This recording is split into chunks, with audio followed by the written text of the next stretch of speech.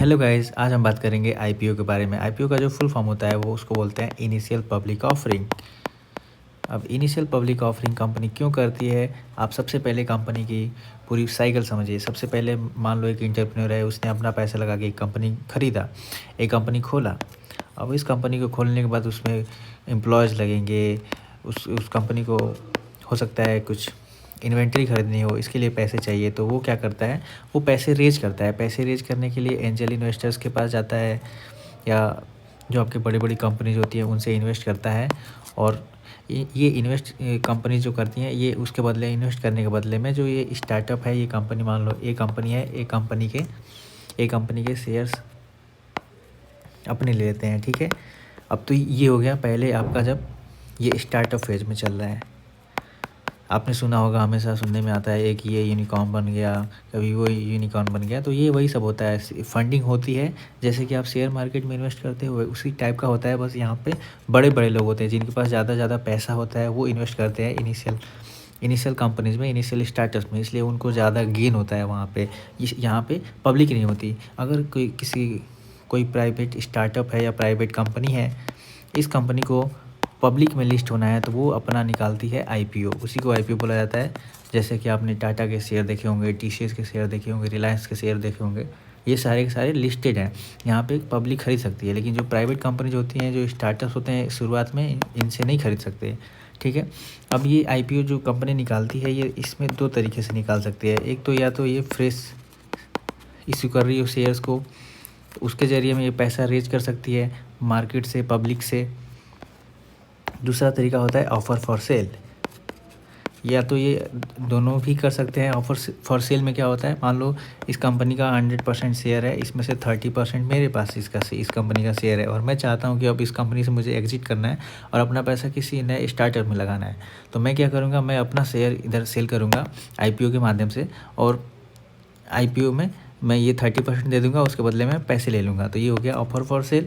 या तो fresh issue भी कर सकती है वो कंपनी। मान लो हो सकता है कि मुझे नहीं बेचना अभी, मुझे हो सकता है, लग रहा है कि और भी ज़्यादा ग्रोथ हो सकती है इस कंपनी में, तो इसलिए मैं कंपनी फिर क्या करेगी, फ्रेश इशू करेगी पब्लिक को। तो यहाँ से पैसे इशू करती है, पैसे रेज करती है स्टार्टअप। तो ये दो तरीका हो गया। ये दोनों तरीका एक साथ भी हो सकता है कि मान लो जो आईपीओ में जितना पैसा कंपनी को उठाना है उसका 30% ऑफ़र फॉर सेल है, और जो 70% है वो फ्रेश इशू शेयर्स हैं। तो दोनों तरीके से कंपनी पैसे रेज कर सकती है। और यहाँ पे कई सारे आईपीओ जो होते हैं वो गेन भी होता है लिस्टिंग डे पे, और लॉस भी होता है। गेन हो गया तो अच्छी बात है, आपको लिए बहुत बड़ी बधाइयाँ। लेकिन जब अगर लॉस होता है तो आईपीओ में जनरली जिस कंपनी को लॉस होता है उसको उठने में बहुत ज़्यादा टाइम लगता है। तो अगर आप एक बार फंस गए यहाँ पे, तो हो सकता है कि आपके शेयर्स 4-5 साल के लिए वो जो आपने पैसे लगाए हैं उससे नीचे ही रह सकते हैं। बट अगर आप अच्छे से इन्वेस्ट करेंगे तो आपको आईपीओ से बिल्कुल बहुत ही ज़्यादा फ़ायदा हो सकता है। क्योंकि अगर आप अभी एक शेयर निकला था टाटा टेक्नोलॉजी का आईपीओ, उसमें 163% का गेन हुआ था लिस्टिंग डे के ही दिन।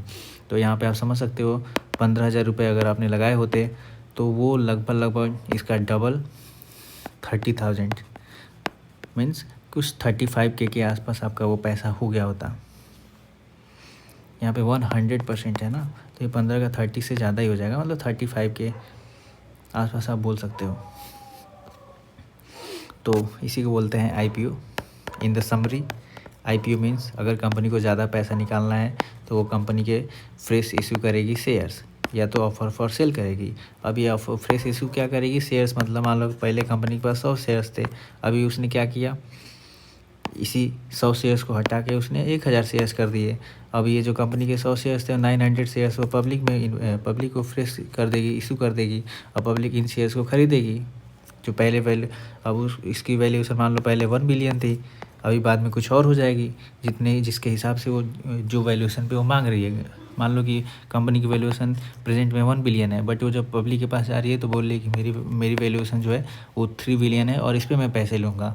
तो यहाँ पे 2 बिलियन जो है वो कंपनी पब्लिक से जुगाड़ कर रही है। ठीक है, और मान लो यहाँ पे 1 बिलियन है तो इसके 100 शेयर्स, तो 0.1 बिलियन यहाँ पे एक शेयर का दाम हुआ। बट यहाँ पे मान लो उसने 1000 कर दिया 1000 शेयर कर दिए और वैल्यूएशन है 3 बिलियन, तो यहाँ पे एक शेयर का जो वैल्यू हो गया वो 0.03 बिलियन हो गया, ठीक है। तो यहाँ पे शेयर प्राइस क्या हो रही है, डिक्रीज़ हो जा रही है।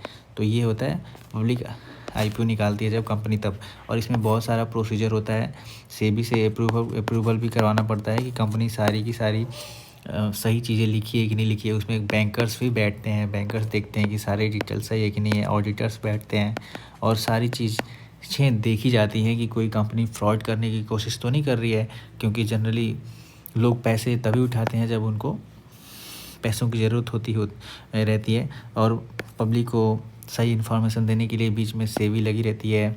और यही है, आप मोटा मोटा समझे तो आईपीओ।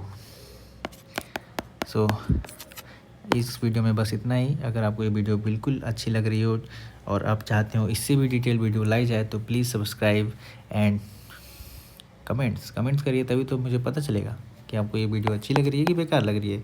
तभी फीडबैक मिलेगा, तभी तो मैं अपनी वीडियोज़ को अच्छा बनाता जाऊँगा। Thank you.